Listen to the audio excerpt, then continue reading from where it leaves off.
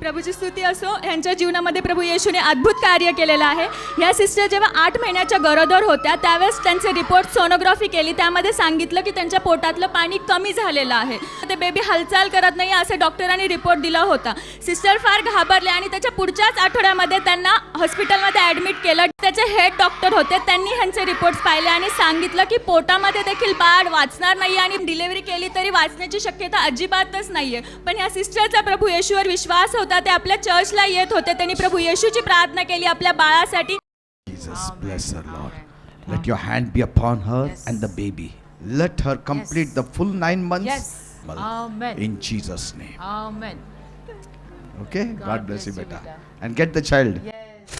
आणि प्रभू येशूच्या कृपेने त्यांना हे बाळ झालं. सिझरिंग झालं होतं. तर डॉक्टर म्हणले त्याला काचेच्या पेटीत ठेवावं लागेल, त्याला श्वास घेता येणार नाही.